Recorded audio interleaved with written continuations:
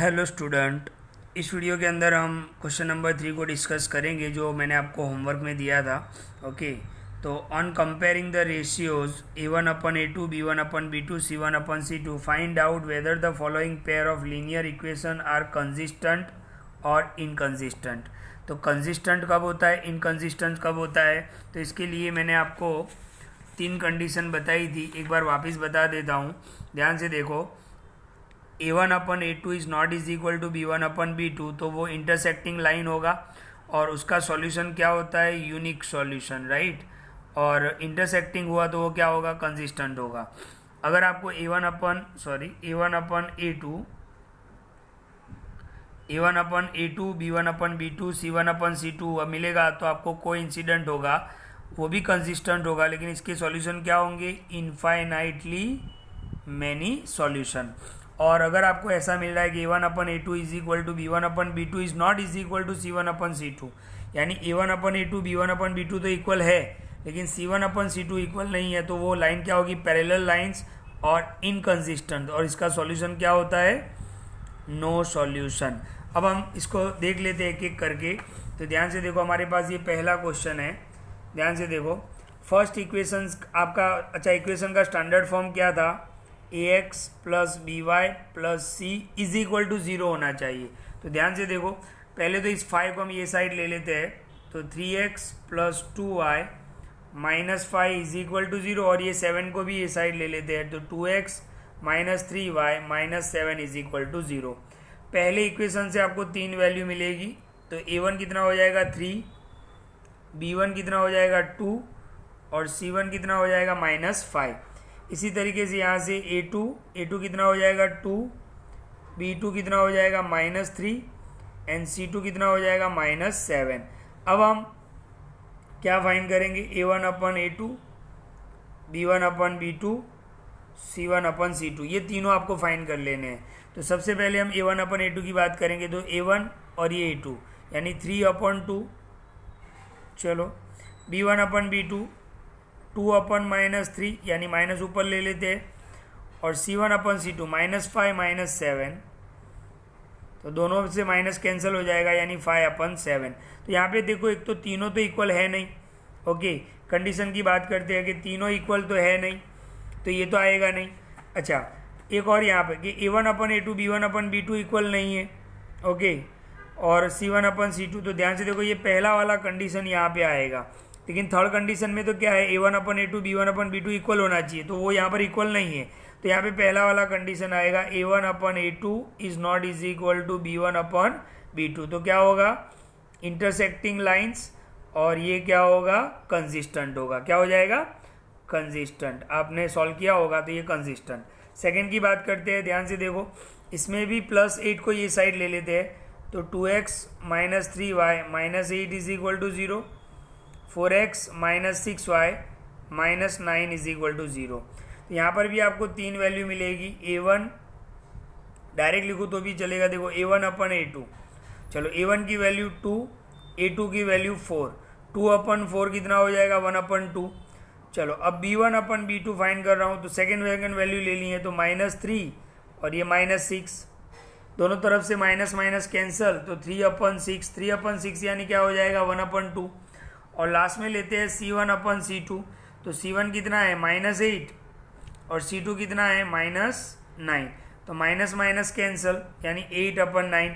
तो यहाँ पर आप ध्यान से देखो, पहले दोनों इक्वल है, तो कंडीशन क्या है, A1/A2 is equal to B1/B2, ये दोनों इक्वल है, बट ये इक्वल नहीं है, is not is equal to C1/C2, और ये किसके अंदर था, पैरेलल लाइंस के अंदर था, और पैरेलल लाइन के अंदर क्या होगा, इनकंसिस्टेंट। तो यहाँ पर हम लिख सकते हैं कि लाइंस आर पैरेलल और क्या होगा, इनकंसिस्टेंट। ओके, तो ये सेकंड जो है वो इनकंसिस्टेंट है।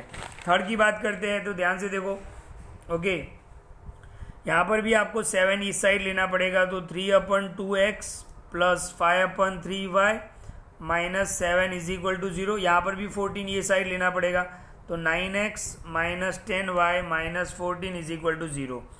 चलो हम A1/A2 डायरेक्ट फाइंड करते हैं, ये A1 यानी 3/2 और A2 कितना होगा 9 के नीचे कुछ नहीं है तो क्या लिख लेते हैं 1। ओके, 1 ऊपर जाएगा, 1 इंटू 3 और ये 2 नीचे आएगा 2 इंटू 9, तो 3 3 ज़ा 9 यानी 1/3 2 ज़ा 6। ओके, फिर हम फाइंड करते हैं b1/b2।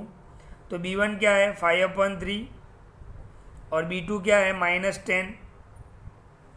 ओके, तो 10 के नीचे कुछ नहीं है तो आप 1 लिख सकते हो। ये 1 कहाँ पे जाएगा ऊपर, 5 इंटू 1, अच्छा माइनस भी ऊपर ले लो, और ये 3 नीचे आएगा 3 इंटू 10, 5 2 ज़ा।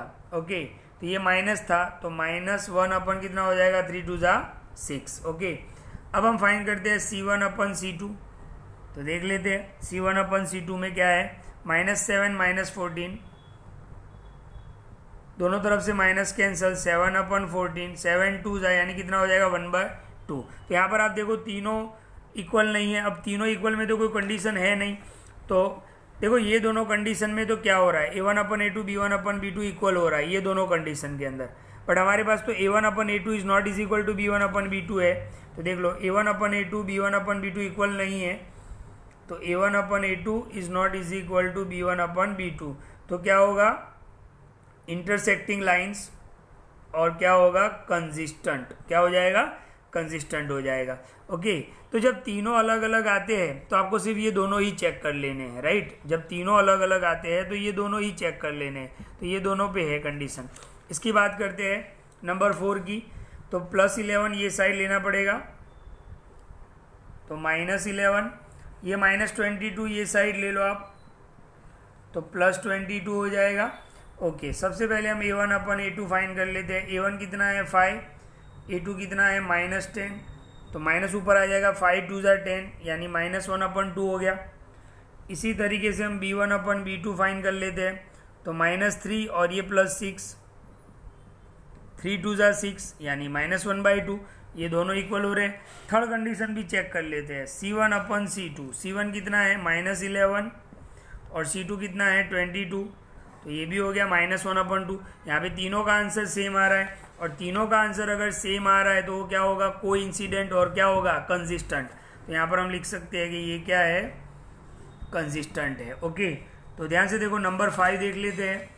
ओके, जो आपके होमवर्क में नहीं था, +8 इस साइड ले लो, तो 4/3x + 2y - 8 is equal to 0, 2x + 3y - 12 is equal to 0। यहाँ पर हम a1/a2 निकाल लेते हैं। a1 की वैल्यू 4/3 और ये 2, तो 2 के नीचे 1 लिख लेते हैं, 1 ऊपर चला जाएगा यानी 4 इंटू 1, और ये 3 नीचे आ जाएगा, 3 इंटू 2, 2 2 ज़ा 4 यानी 2 1 ज़ा 2, 2/3। b1/b2 निकाल लेते हैं।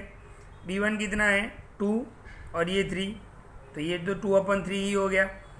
c1/c2 निकाल लेते हैं, तो -8 -12, -8 -12, पहले तो माइनस माइनस कैंसल यानी 8/12, 4 2 ज़ा 4 3 ज़ा 4 4 कैंसिल यानी 2/3। तो ये तीनों आंसर यहाँ पर इक्वल आ रहे हैं, यानी कौन सी कंडीशन, ये वाली कंडीशन होगी। तीनों आंसर सेम आ रहे हैं, कोइंसिडेंट, तो क्या होगा कंसिस्टेंट, तो क्या होगा कंसिस्टेंट। तो ये होमवर्क वाला सम है जो मैंने आपको होमवर्क में दिया था, लेकिन ये पार्ट उसमें नहीं था। तो वीडियो को ध्यान से देखिए और पूरा सम आप नोटबुक में लिख लें। Okay, thank you.